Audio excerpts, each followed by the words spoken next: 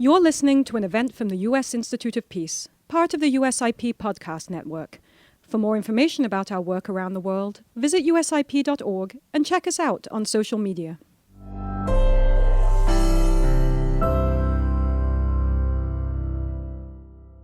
Well, good afternoon, everyone.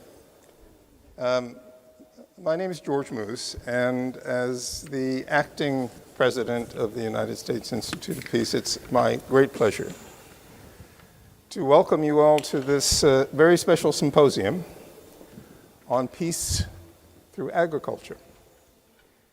And I want also to welcome those who are joining us this afternoon online.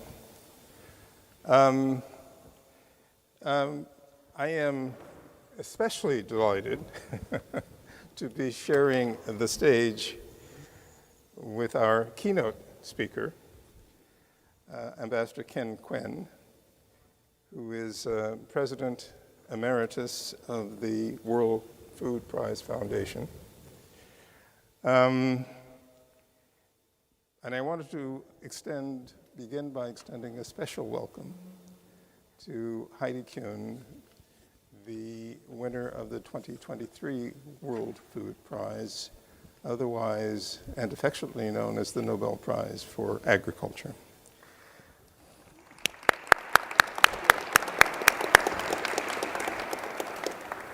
I know that there were several members of Congress who had hoped to be with us this afternoon, but it turns out that this is very much a business day on the Hill, and indeed very important business being transacted because decisions are being made about who is going to occupy chairmanships and other key leadership positions. But I know that they will be interested in our deliberations this afternoon. So for those of you who may be coming to USIP for the first time, the Institute was established by an act of Congress in 1984 with the purpose of helping to mitigate, resolve, and prevent violent conflicts around the world, and indeed to build peace in their aftermath. As we mark the 40th anniversary of the Institute, I would submit that the case for the conflict prevention and peace-building agenda has never been more urgent or more compelling. It's fitting, I think, that we come to this event today fresh from our observance of America's most celebrated holiday, Thanksgiving. And indeed, on Thanksgiving Day, as I was sitting at my home computer, thinking about the words I might use to welcome you to today's event, as someone who majored in American Studies at a small liberal arts college nestled in the cornfields of Iowa, I was reminded that the theme for our symposium today, Peace Through Agriculture, is one that is deeply rooted in American history. It was indeed the belief by the nation's founders that our democracy should be grounded in a citizenry made up of educated farmers. In the words of Thomas Jefferson, cultivators of the earth are the most valuable citizens. They are the most vigorous, the most independent, the most virtuous, and they are tied to their country and wedded to its liberty and interests by the most lasting bands. And this from the letter that Jefferson wrote to George Washington on August the 14th, 1787. Agriculture is our wisest pursuit because it will, in the end, contribute most to real wealth, good morals, and happiness. And, he might well have added, to peace. There's no doubt that Washington himself, a citizen farmer, would have embraced that vision. And I think there's good reason to believe that Jefferson, in turn, would have endorsed and embraced one of Washington's most cherished visions, that of a national institution dedicated to teaching the lessons of how to make peace and to maintain peace, both at home and abroad. And indeed, Washington's vision was the inspiration for this very institution, the United States Institute of Peace. And the edifice in which we gather today, this stately edifice, monument, tribute to peace, stands on the very piece of land that Washington had imagined, had proposed for his National Peace Academy. Over the course of our history, agriculture has been the source of the bounty that has nurtured and sustained our nation, and the bedrock upon which American democracy and American prosperity have been built.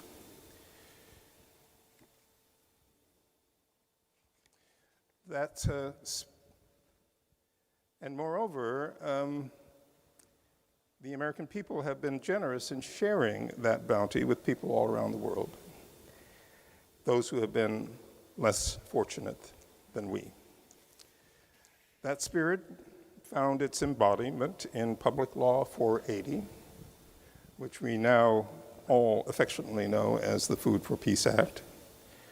This year indeed marks the 70th anniversary of the passage of the Food for Peace Act, which was adopted in 1954 with overwhelming bipartisan support.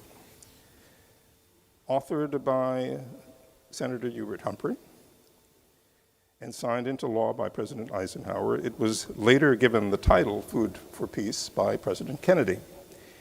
And in giving it that title in 1961, Kennedy said, "Food is strength, food is peace, and food is freedom. And food is a helping hand to people around the world whose goodwill and friendship we want." Over the past 70 years, that vision has expanded to include assistance and support to help countries develop their own agricultural capacities. Sadly, we are today confronted with the reality that too many countries have neither food nor peace. And we have come to understand the dynamics that connect and reinforce these two life-threatening deficits. In our conversations today, we will explore the connection between agriculture and peace, and between food insecurity and conflict. We are fortunate to have with us today some of the world's most highly regarded experts representing some of the world's most reputable organizations and institutions. They will begin by leading us in an examination of how armed conflict has been shown to be both a driver of global hunger and a consequence of food insecurity. How, for example, intercommunal conflicts and gang violence are directly linked to food insecurity. How, on a much larger scale, conflicts in places like Ukraine can disrupt local and global food supply chains and threaten the welfare of hundreds of thousands of people all around the world. And how in every region of the world, long-term weather trends are being exacerbated by extreme weather shocks, leading to disruptions in agricultural production and increased conflict over both land and scarce food resources. But we also know that the development of agriculture has proven to be one of the most powerful tools in building resilience, prosperity, and peace in vulnerable communities around the world. Our second panel this afternoon will examine how assistance and technical support to local farmers in conflict-affected areas can enable them to produce enough to sustain themselves and their communities, and how this in turn can contribute to conditions that nurture peace and stability. I believe, and I think it has been demonstrated, that the United States is uniquely positioned to leverage our knowledge of agriculture and agricultural technologies to help local farmers use production techniques, allowing them to become more resilient and food secure, and therefore enabling their communities and their countries to become more stable, productive, and peaceful. Today, we are proud to partner with Roots of Peace, a nonprofit humanitarian organization that has helped people in conflict-affected countries and communities around the world by removing landmines from fields and replacing them with sustainable agricultural crops. During our fireside chat later in the program, we will have a chance to hear World Food Prize laureate Heidi Quinn talk about the work of her organization, what it is doing in places such as Afghanistan, Vietnam, Guatemala, and Angola to help local communities recover from conflict and build peace through sustainable agriculture.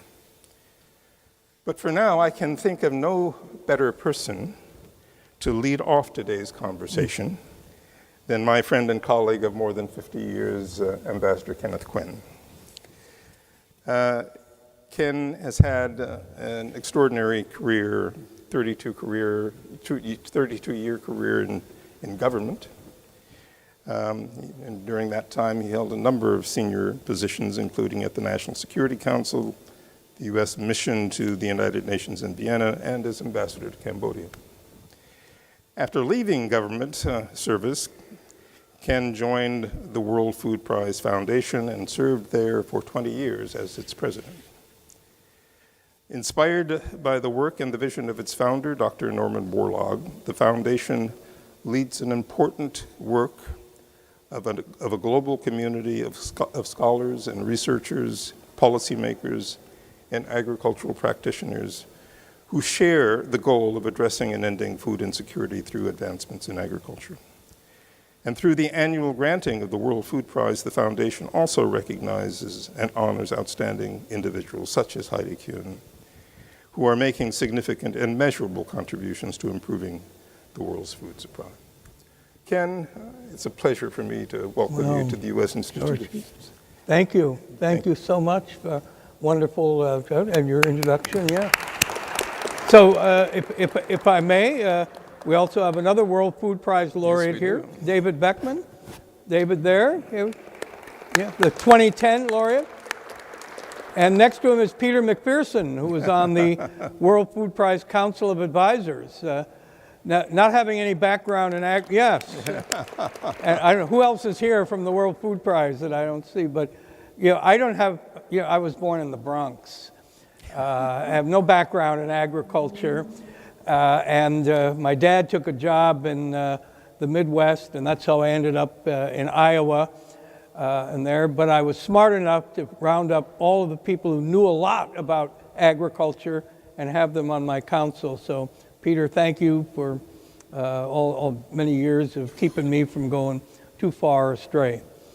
If some of you saw me come in, you see I've got a cane and I'm limped up here onto the stage. I believe I was the only casualty of the solar eclipse. Going out, looking up at the sun, taking the glasses off, I fell, I broke my hip, I had to have emergency hip replacement surgery, and I've been kind of limping around ever since. And it's really hard for me to travel. And I have turned down a number of trips. Even one trip where they were going to give me some money for winning a prize. So that really hurts, right? On there. But I just spent 2 weeks in China, where actually you just get off the plane and they put you in a wheelchair, and I actually never set foot on Chinese soil because I was in the wheelchair the whole time. Very, very kind to me. I had to be evacuated from there because I developed a hangnail on my foot, but we can talk about that later. And coming here, the only 2 trips I've done. And I came here because of 2 people, Ambassador George Moose and Heidi Quinn. And because of their commitment, involvement, and how they allow me to be on a voluntary, unpaid basis, part of working with them. And this event seemed such a crucial topic, so important at this time, transition in our government, that to be here and talk about the issues of peace through agriculture. So George and I, and I'm going to talk about this, met when we were junior officers in the State Department and were assigned to Vietnam. And I'll talk a little bit more, but we have also a connection with about landmines. Yep. You see we have the Iowa connection. Admiral Franken is going to be on panel, another Iowa guy. You get the idea here, you know, this is, and talk about, of course, peace and agriculture, and some about the Foreign Service and Diplomatic Corps. But how Heidi and I met was interesting. It goes back to 2019, and it was my last symposium that I was organizing as president of the World Food Prize. And I said, what should the theme be? What would resonate with Dr. Norman Borlaug, our greatest agricultural scientist? And what would capture, what's the thread running through my career, my then 55, now almost 60 years? And I came up with two words, Pax Agricultura, peace through agriculture. See, it paid to take 4 years of Latin in high school, Catholic high school, you know, that's Pax Agricultura, because it is, however improbable it is, from some kid from Decatur Avenue in the Bronx to end up talking about that was kind of an amazing journey. So I'm putting together my Borlaug Dialogue Symposium. I want to have a session on looking ahead, on climate change. I reached into our government, so invited Ambassador Moose, John Negroponte, Ryan Crocker, Wendy Chamberlain, other ones. Mark Green. Mark Green, yes. Bill Burns, the last couple of years, they all would come to Des Moines, lure them out there. And we were having and I also wanted to have a panel about post-conflict situation. So I brought in the Minister of Agriculture from Rwanda, who's dealing with genocide recovery. And then I had the Minister of Transportation from Cambodia, who I knew dealing with another genocide. I had the head of Aegis Trust in Britain. It's all about preventing genocide. So, but I don't have anybody from Vietnam. And then Pat Sheikh, who was had been leading the agricultural service, foreign service at USDA, said, I'm working with an organization called Roots of Peace, and we have our founder and CEO, and we're doing things in Vietnam. So I said, oh, sounds good, you know, send the letter off to her. And I'd never heard of Roots of Peace, I didn't know anything. And Heidi Kuhn gets invited, shows up in Des Moines. We're having a welcoming lunch for the speakers. Mark Green is there. And Heidi comes up and introduces herself to me. And I said, hi, and she starts telling me about Roots of Peace. And she talks about demining, the first step. And I go, oh. I said, I know something about demining from going to Vietnam. And then I said, the line that worked, I said, it's sobering to realize that the last casualty of the Vietnam War has yet to take place. So 2025, 50th anniversary. It hurts me to say that. Yes. 50 years of the end of the Vietnam War.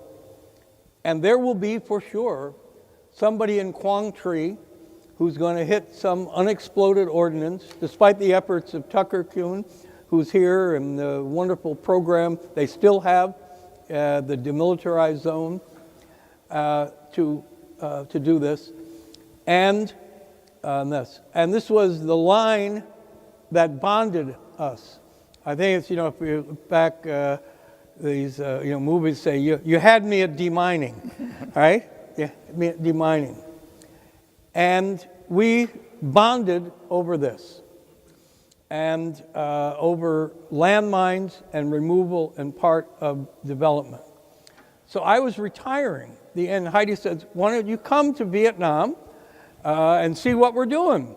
So, hey, chance to go back, brush up on my rusty Vietnamese, take my wife, who's from Vietnam, back, and we go there.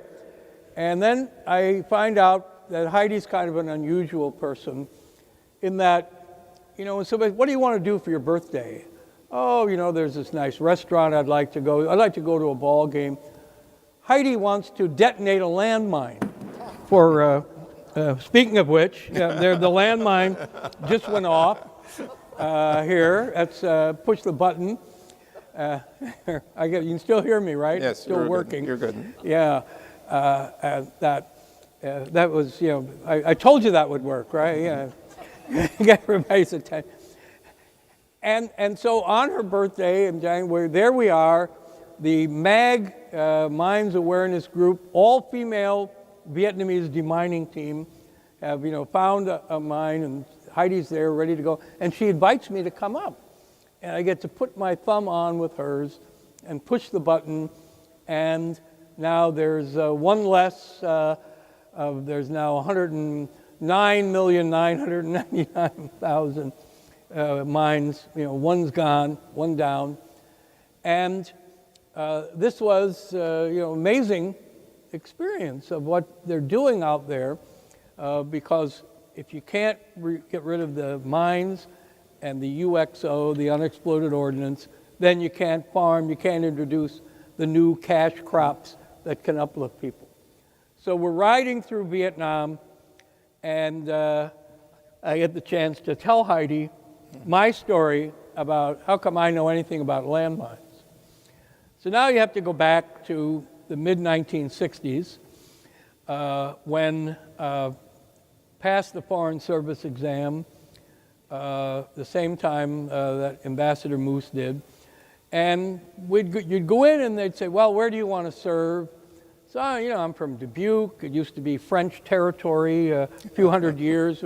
I figured I'd give it a shot. I'd like to go to Paris or Vienna. And they said, well, you're under 26, so you're still draft eligible. You're single, you're male, you haven't been in the military, there's a war going on. And before I knew what happened, I was assigned to something called MACV Cords, Military Assistance Command Vietnam, Civil Operations, Revolutionary Development Support, and 10 months of learning Vietnamese in Washington, D.C. in 1968, the most tumultuous year since the Civil War. And we get divided by sort of demonstrated proficiency. And I remember sitting in the language lab practicing next to George Moose. And his command of the tones is so perfect. And, I'm sitting there, I'm struggling, and is it a high rising tone or a falling tone? I always get them all wrong. And I barely made it through the 10 months.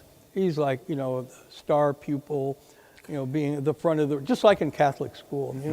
I was used to it. There, and we go off to Vietnam. We go off to Vietnam. Right. He heads up north to Quang Ngai, which is where the North Vietnamese units were, really dangerous, and they kept me down in the Mekong Delta in a place called Sadek, a province named Sadek. And there was a U.S. Navy installation there, Admiral, Brownwater Navy. And there was a young guy there, same time I was. All the Navy, they're all tall, thin, strapping, good shape, good looking guys, named John Kerry. And so John Kerry and I are in the same place in Vietnam at the same time in the war. So I wasn't in the embassy. I wasn't in the consulate general. I wasn't at a consulate. I wasn't on a provincial team. I was on a district advisory team with 8 or 9 military guys. I slept next to 3 lieutenants, our beds right, like this. I had to pull guard duty at night with Fuzz and Slick, the team dogs. We loved Agent Orange. I'm affected by Agent Orange all my life. We loved Agent Orange because it cleared out all the weeds and you could see anybody coming up to blow you up on there. And my job was to promote development. And so in 1968, as a result of, at the time, Norman Borlaug is in Pakistan and India promoting his miracle wheat, the start of the Green Revolution. Rice developed by an American named Hank Beechel from Nebraska. I don't know how a guy from Nebraska develops rice, there's not a lot of rice grown in Nebraska. But at the International Rice Research Institute in the Philippines, and it's brought in to encourage farmers to use it because IR8 rice grows in half the time of traditional rice and with triple or quadruple the yield. So if you can get farmers to use it, life's going to be better. They'll see the government is good, the insurgents who are everywhere are bad, and will help win the hearts and minds of the people. Now, so the ag advisors are coming down, going out, seeing farmers, try this. At the same time, there's this old dirt road that the French had built 50 years earlier that went through these 8 villages that were in my district, 8 villages. And this old broken down road, it was so many potholes and washed out. You only go like 5 miles an hour at all. And we were fixing it. And we had money from USAID and with ESF and money. And by chance, we were fixing the road. And we built the road up through 4 of the 8 villages. So now trucks could come down, it had gravel on it, firm base, culverts, no washing out. And the growing season comes. And as I drive through, I notice 2 things. Number one is it's only in the villages that have the new road that farmers use the new IR8 seeds. And second, where they use it, life is transformed almost overnight.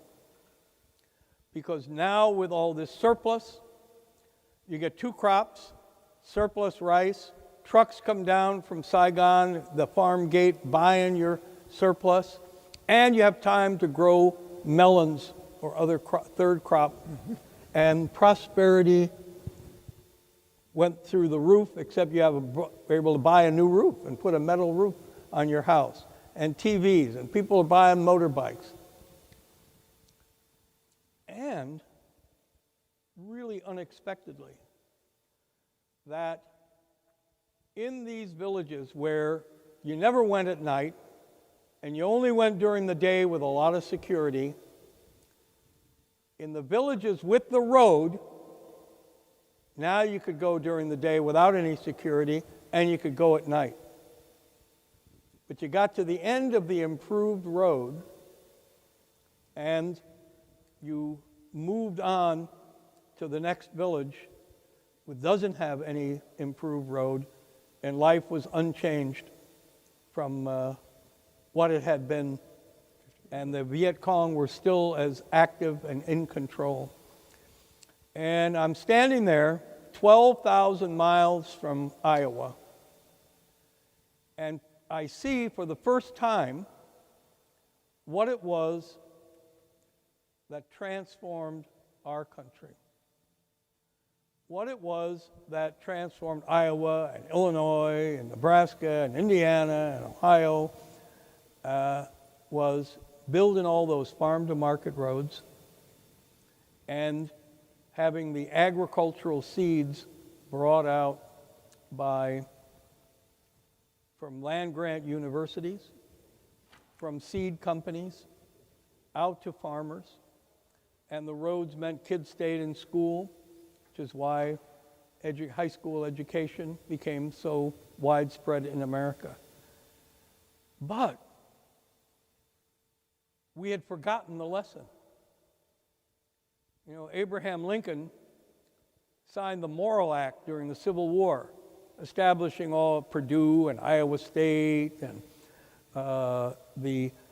making land-grant colleges all across the United States, Cal Davis, Mississippi State, and on every campus there's a school of architecture and engineering, and the other end is a school of college of agricultural seeds and fertilizer and animal agriculture.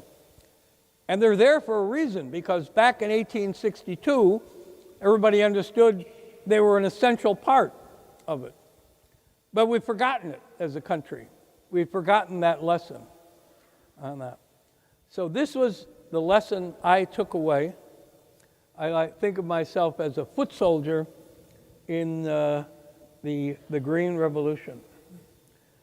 And I took away to have with me and to the rest of my career in the Foreign Service. But I was coming to the end of my time, and my orders came, and I was going to be sent to Europe, as I had asked.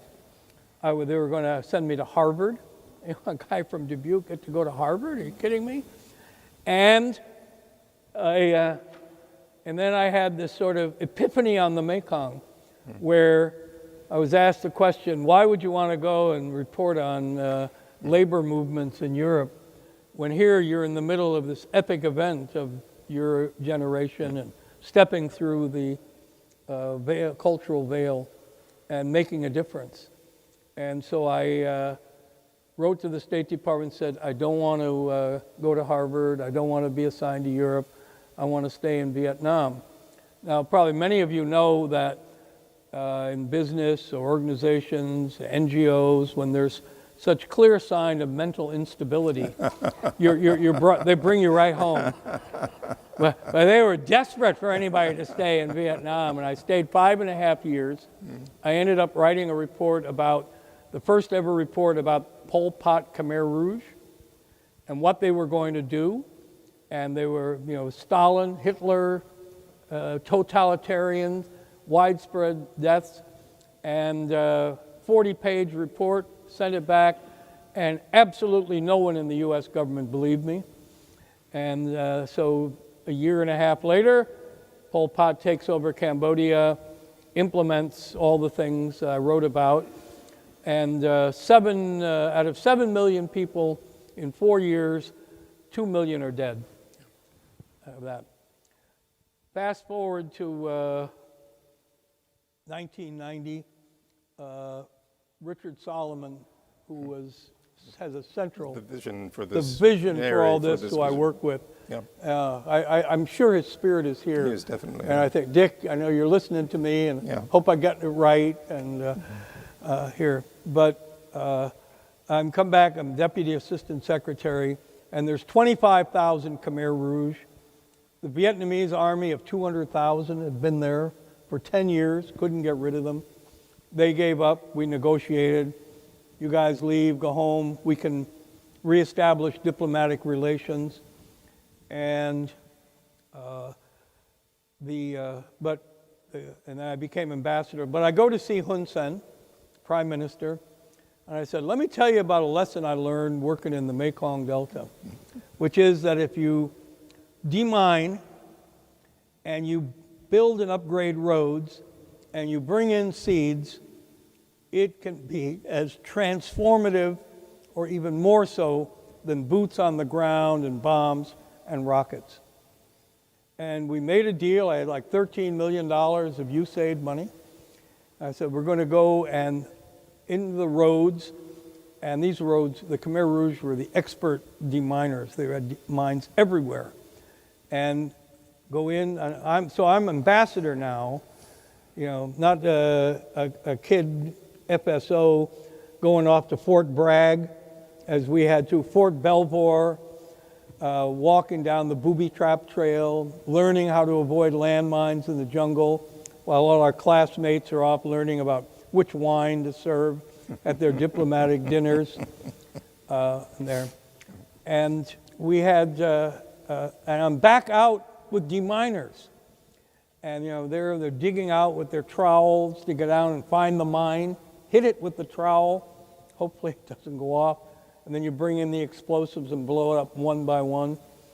And I'm kneeling next to this Cambodian, American ambassadors there. We have to do a good job, keep at it. And one of the mines in front goes off, and it's like an anti-tank mine. It's, whoa, Yeah. Is this such a good idea? It brings it home. But it worked. And as we upgraded these roads and brought in these seeds and opened up these areas, the Khmer Rouge fell apart. And Pol Pot is running, and we're tracking him down, trying to capture him. Had Delta Force units ready to take him out of Cambodia. And he commits suicide or somebody kills him, whatever. And on March the 6th, 1999, I get a call from the Prime Minister's office. Said, the last Khmer Rouge commander has surrendered. We had eradicated the worst genocidal, mass-murdering, terrorist organization of the second half of the 20th century using the formula of demining, upgrading roads, new seeds, peace through agriculture.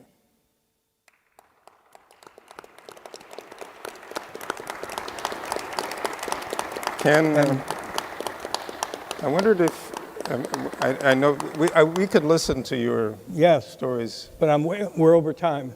But there's one more story I want you to talk about. Oh. Which comes back to Iowa. Yes. Okay.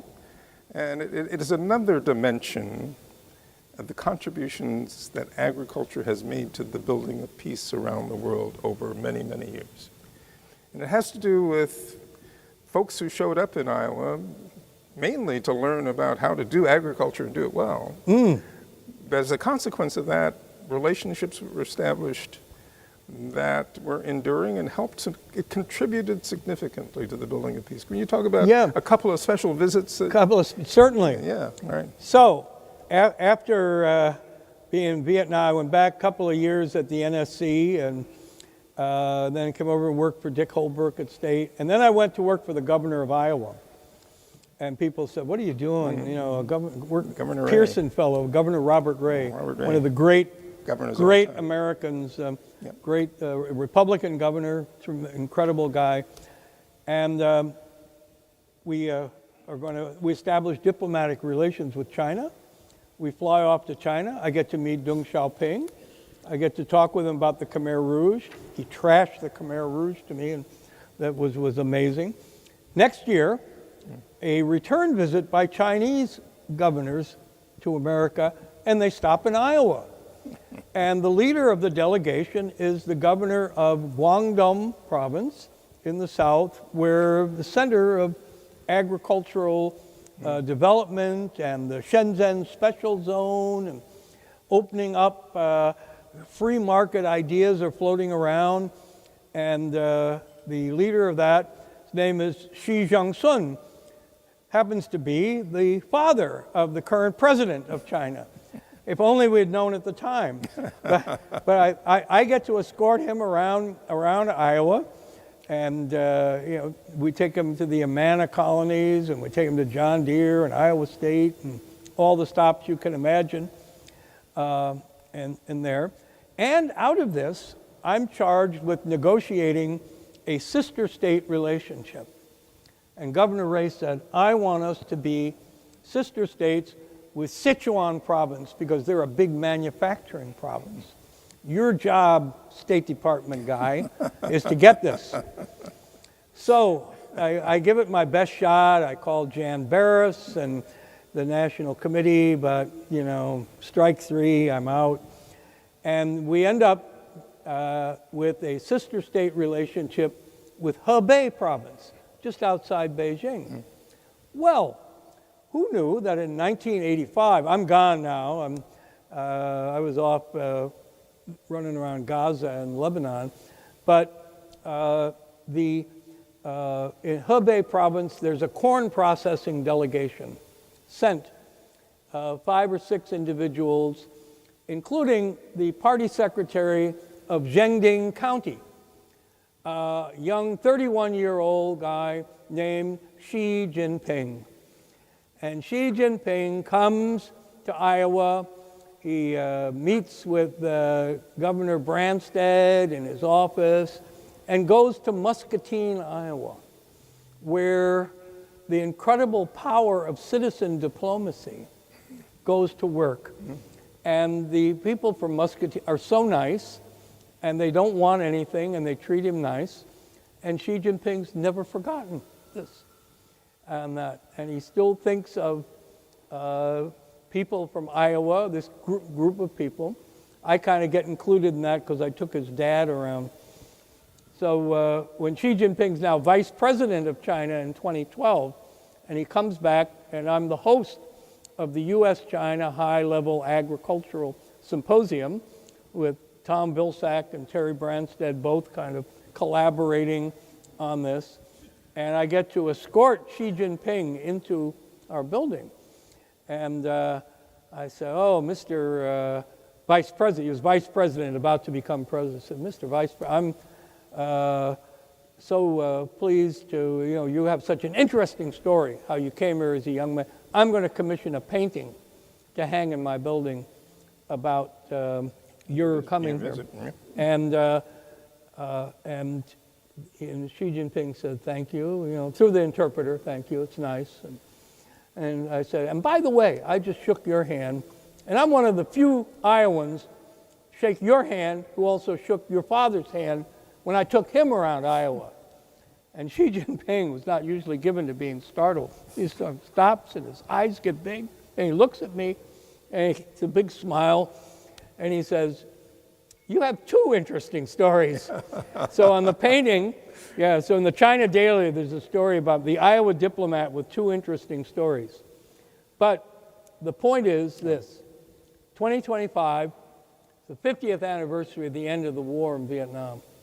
It's the 40th anniversary of Xi Jinping coming to the United States and coming to Iowa.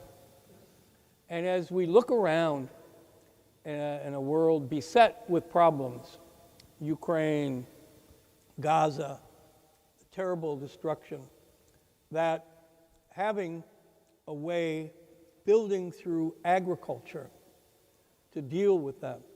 Because remember I told you the 50th anniversary is still the last casualty of the Vietnam War. So in 2075, when you'll still be interim president, I know, and you hold this gathering, and that, will people be saying that the last casualty of the fighting in Gaza has yet to take place? Will they be saying, is the last casualty of the Russian invasion and bombardment of Ukraine yet to take place? Because that's the legacy of war, and why the demining is so critical, and why I got on the plane to come here and be with Heidi Kuhn, Roots of Peace, who is the poet laureate of inspiring people to be involved in this, and to be with my dear friend, colleague, and I think I have this special warfare certificate from Fort Bragg. You must have one too, but of this period of the American Foreign Service. So in 10 years, if you go up here, there's a plaque in the diplomatic entrance, has about 370 or 80 names on it of people who have died in service abroad from the State Department, other than natural causes. And there's about 35 or 40 Yep. of it, all from Vietnam, all colleagues of ours who were never signed up, weren't drafted in the military, but whose lives were given, sacrifice. So I know a lot of talk about civil servants and government employees or so, but it's a very proud part of our service. So please join me in thanking Ambassador Ken Quinn, not only for his powerful insights into that connection between agriculture and peace, but also for his many, many years of distinguished service and sacrifice. Thank you, Ken. Yeah, thank you, my friend. Thank you.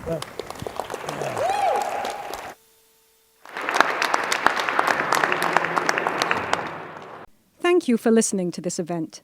If you'd like to listen to more events or explore our other podcasts, visit usip.org/podcasts.